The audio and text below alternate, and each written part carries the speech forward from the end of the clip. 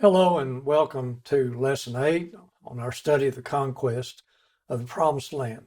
This is part 2. In our last lesson, we talked about the destruction of Jericho under Joshua. And in this lesson, we're going to talk about the destruction of Ai and Hazor, and then the gathering at Shechem. And we're also going to talk some about the Hebrew alphabet. In our last lesson, we pointed out the area of Jericho and Ai. They're close together. Ai is just west of Jericho, and it's right next to a mountain range, and it had to be taken in order for the Israelites to conquer the other city-states in the land. And then Hazor is in the northern section, up north of the Sea of Galilee, that we'll talk about just in a few moments. In Joshua 7:2, Joshua sent men from Jericho to Ai, which is beside Bethaven, on the east side of Bethel, and spoke to them, saying, "Go up and spy out the country." So the men went up and spied out Ai. They returned to Joshua, said to him, "Do not let all the people go up. It's not needful." And here's the reason: they're very few in number. So that's exactly the report that was given to Joshua. David Livingstone, an archaeologist and scholar, knew that the key to discovering the true location of Ai was to identify the location of Bethel.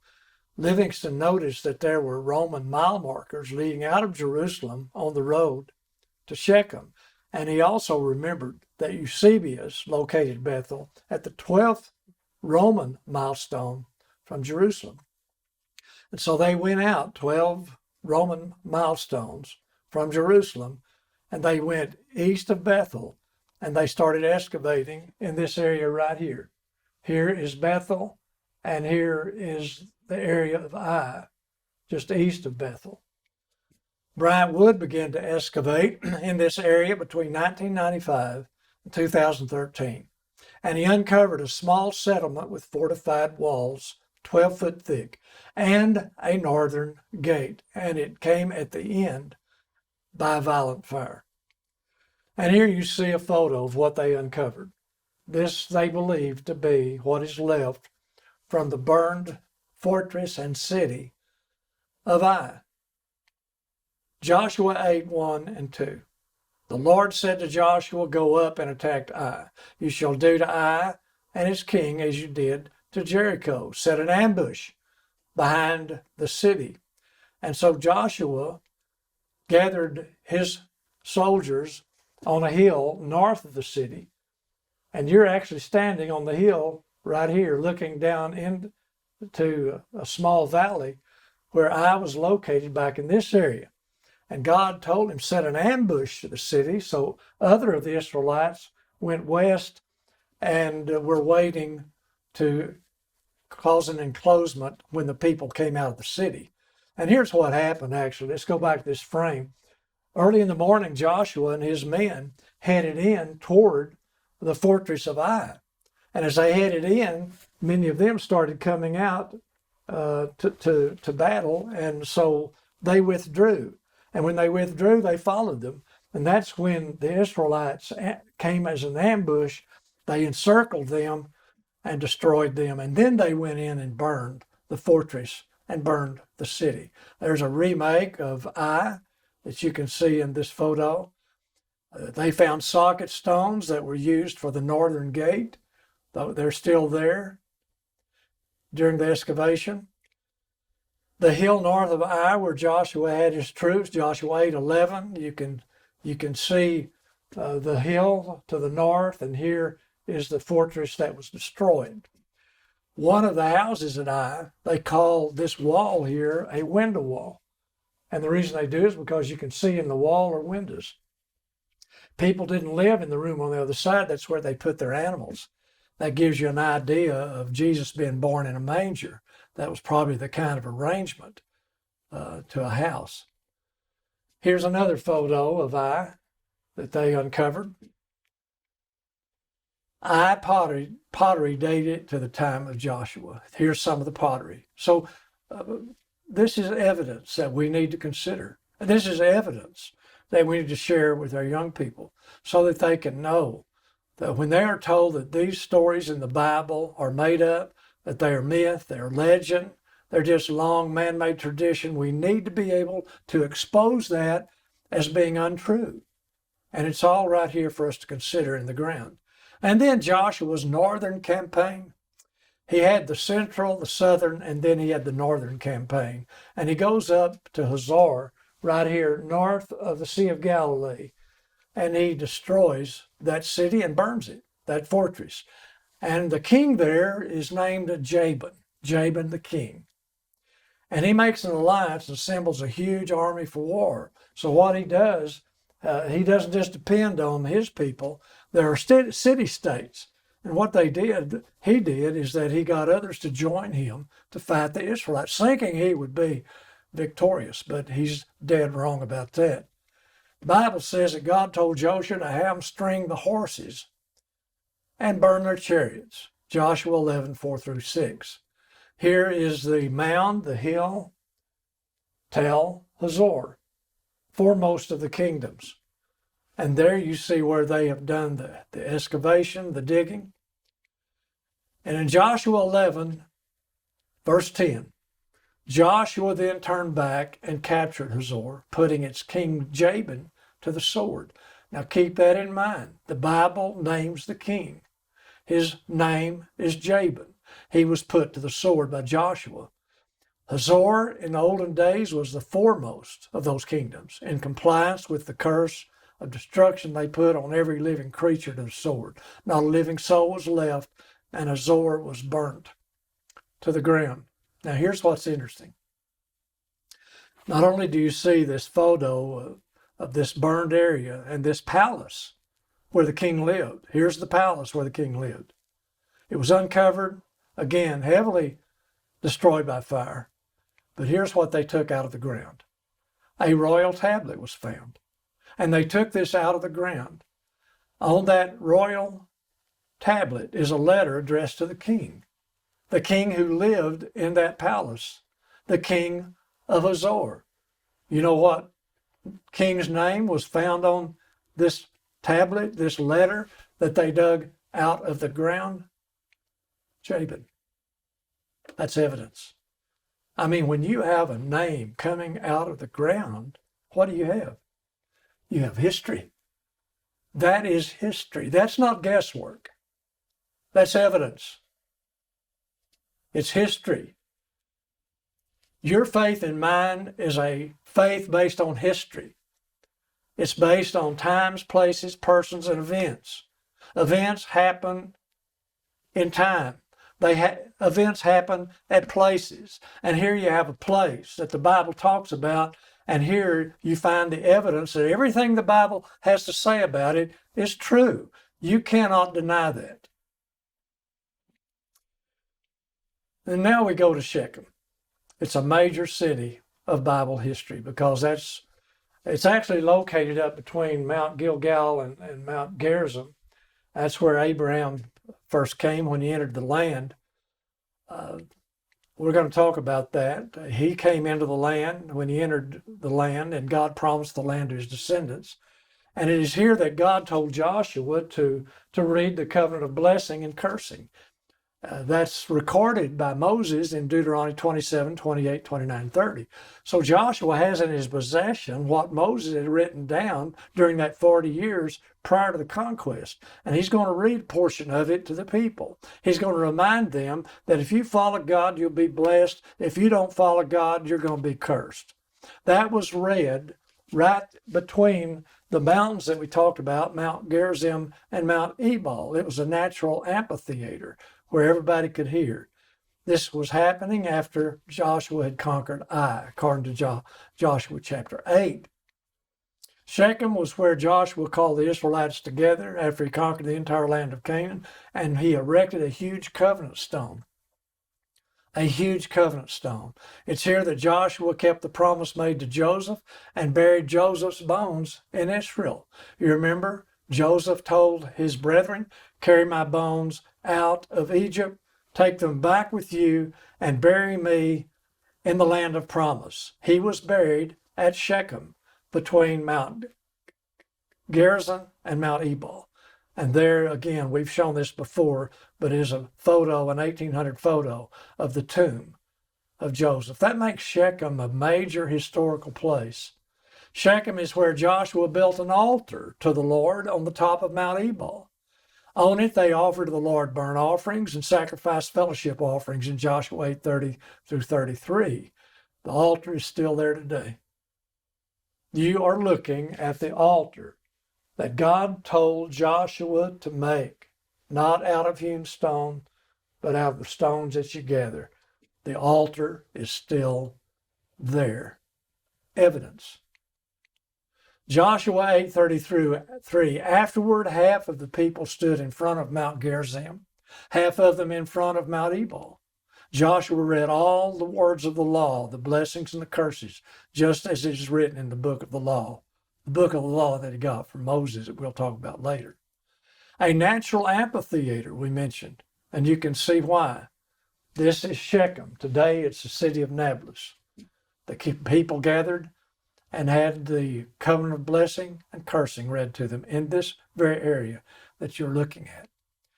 The Tower of Shechem that the Bible talks about.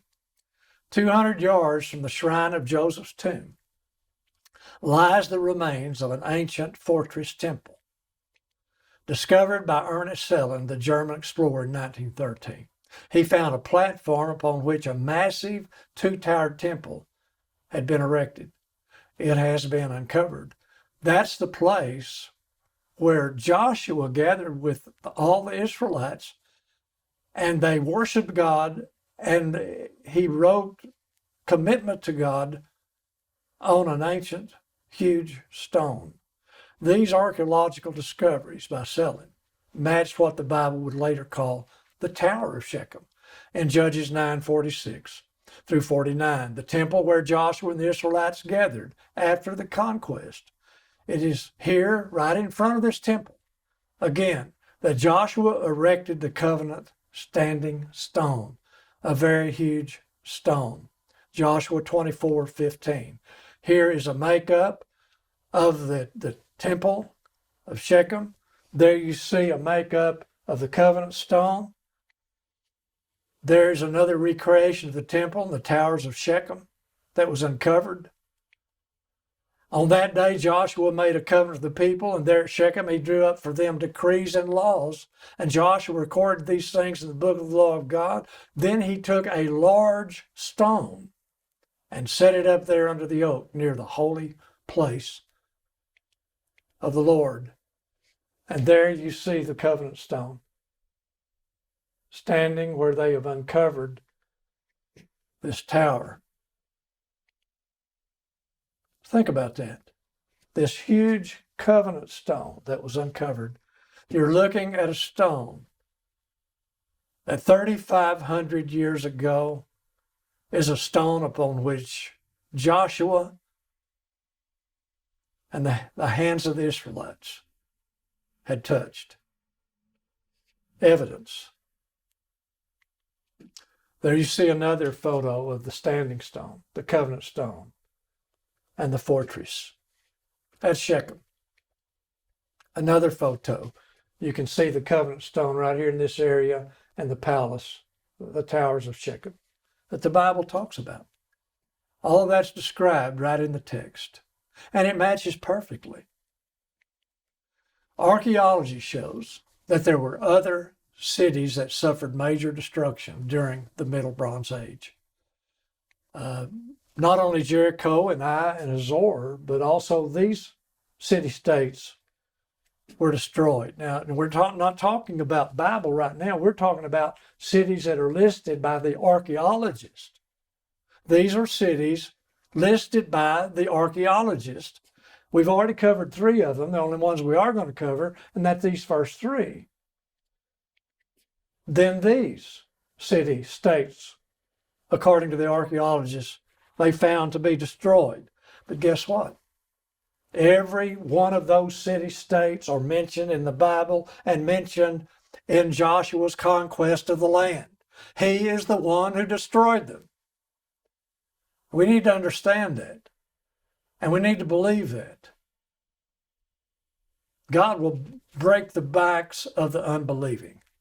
He proved that with Pharaoh, and he's proved it again and again. You and I need to believe.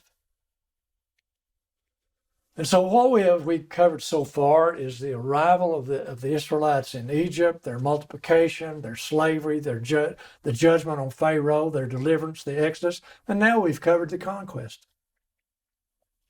You see, we haven't just covered a piece of evidence. If we said, well, so what? Some Semitic people went down into Egypt and they multiplied. Well, so what? Well, so what? You found some Semitic people that were enslaved in Egypt. So what?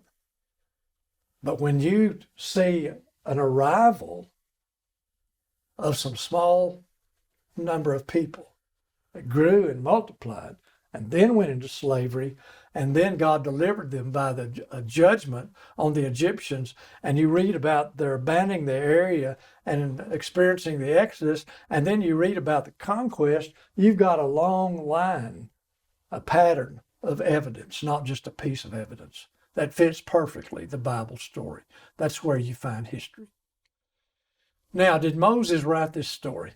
Did he write the first 5 books of the Bible? That's the controversy among mainline scholars.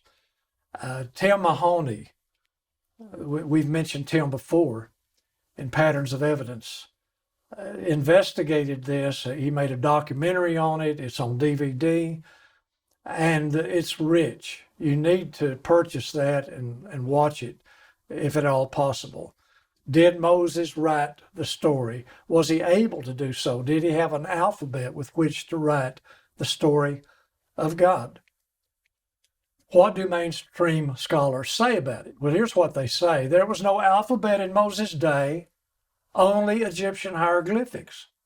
They say, no, Moses didn't write the Bible. He couldn't write the Bible. He didn't write the Torah.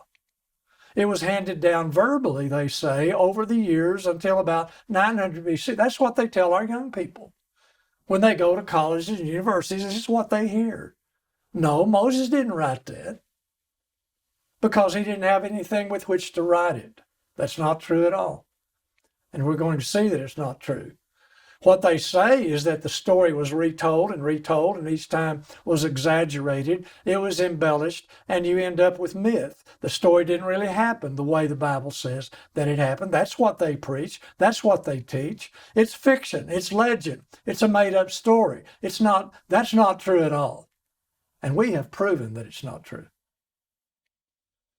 No, here's what God said to Moses. Write this in a book. Write this as a memorial in a book. God wants us to remember. He wants his people to remember. And that's why it's written down and spared for us. For here's what Jesus said. For if you believed Moses, you would believe me. For he wrote of me.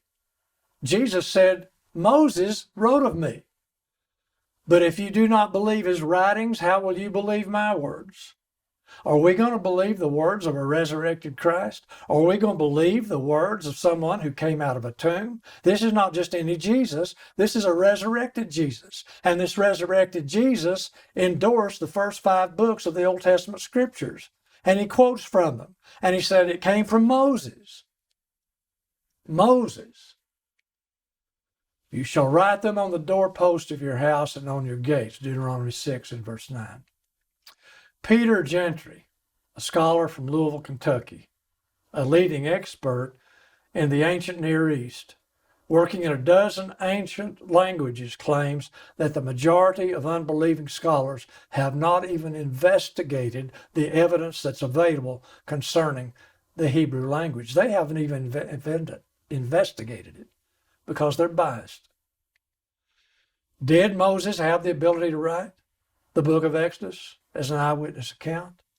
Semitic inscriptions were found on stones and on walls of caves that date back to the late 12th dynasty, the time of Joseph, during the Middle Kingdom when Amenemhat III was ruling over Egypt. The very time of Joseph. They have found Semitic inscriptions, but they're not just any Semitic inscriptions. They are Hebrew. They're Hebrew, early Hebrew, ancient Hebrew. These inscriptions are the earliest examples of Semitic alphabetic writing. The first discovery was made in 1904 and 1905 by a British archaeologist by the name of Sir William Petrie. He discovered those in some copper and turquoise mines in this area in the Arabian Peninsula and also near the Nile in Egypt. And here's the alphabet that was found in a turquoise mine. That's the first alphabet that you're laying your eyes on. All other alphabets come from this one alphabet, the very first one. A Semitic alphabet, discovered in a turquoise mine by William Petrie, dated 16th century, the time of Joseph. Now, who invented this? Here's the question.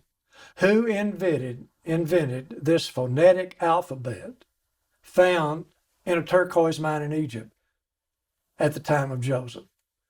Had to be someone very brilliant. Had to be someone who had a purpose for doing it, a motive for doing it, and was capable of doing it. And here's what David Roll has to say. It would take a genius to do it.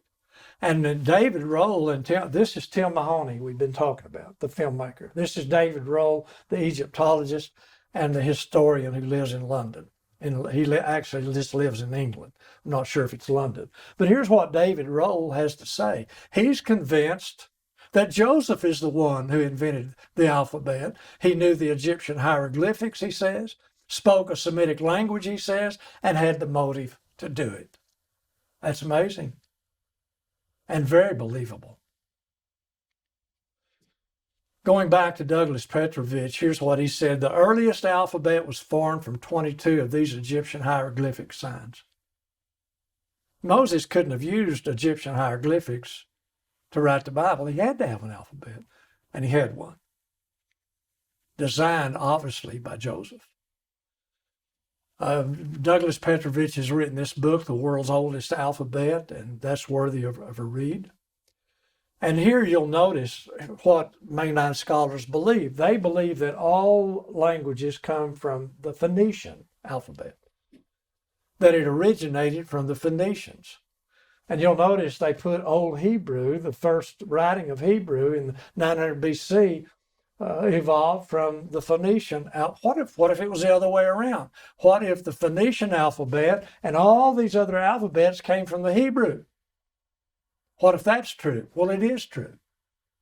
And we have shown that it's true. What if it was the other way around? What if it was the very first alphabet from which all other alphabets evolved? Here's what Eupolemus in 150 BC said. He's a Jewish historian. Notice this. Moses was the first wise man and the first that imparted grammar to the Jews. The Phoenicians received it from the Jews, he said, and the Greeks from the Phoenicians. Think about that. All of these Semitic languages are similar. The Edomites, the Moabites, the Phoenicians, all similar. But they come from the Hebrew language. All of these are similar. We believe that a number of scholars believe that Hebrew is the oldest language, and it evolved first as Hebrew 1, later in Canaan as Hebrew 2, and then later as Old Hebrew, Hebrew 3. And every other language evolved from that. Now, this is interesting. Rabbi Michael Shlomo Baron, he is a scholar and an author. He lives in Bet Shemesh, Israel, not far from Jerusalem. He's an author and teacher at Strauss College. And here's what he had to say concerning this alphabet, not just an alphabet was discovered, but inscriptions, Semitic inscriptions that had meaning was found in Egypt.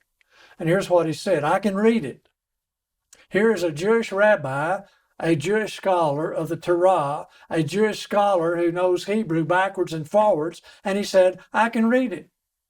This is not the Northwest Semitic that you read about. This alphabet discovered in the desert in Egypt is actual plain Hebrew with which Moses wrote the Bible. Now, I communicated some with this rabbi. I sent him a message, and I don't think he got it the first go around, but I finally did communicate with him. I don't know if you can see this or not, but I told him I sent you a message on Messenger, but perhaps you didn't see it. So I'm asking the question here. I wanted to hear it from him. I wanted to have it recorded. Did I understand you to say that the alphabet discovered in the turquoise mine in Egypt by Petrie to be the first form of readable Hebrew? I want you to notice what he responded by saying. This wasn't long ago. He said, Don Smythe, sure, absolutely. Good Hebrew at that. Just the most archaic form of script. Not just no spaces between words, but no letter vowels. Also, a few of the letter concepts are different, although most are identical to how they remain. And then notice what he says. It's not just an alphabet. Those are inscriptions with a lot to say. And they were written for a widely literate population of Egyptian Semites, Hebrews, Israelites. He said, I can read it. I can read it. It's the Hebrew of our ancestors. Other Semitic inscriptions were found in Egypt, written on rocks and stones. Douglas Petrovich said many of the words they found on these inscriptions were not just Hebrew, but Bible words, Moses being one of them. They found the word Moses on one of these inscriptions on stone, and here's the stone. In this inscription, he reads the name Moses, dating back to Menuhat, dating back to that area in that time. These are distinctly Hebrew words found not in the other language. And so the style of Semitic inscriptions never show up again in Egypt, but they did show up later in Canaan, several hundred years before showing up in Phoenicia. Incredible. Now here is what Petrie had to say about it, the one who discovered the alphabet. Here we have the result at a date some 5 centuries before the oldest Phoenician writing that is known. It finally disproves the hypothesis that the early Israelites who came through this region into Egypt and passed back again could not have used writing. They did use writing. This is God's gift to mankind. It is God's message to mankind. It is God's story to mankind. And where did it all begin? It all started at Mount Sinai.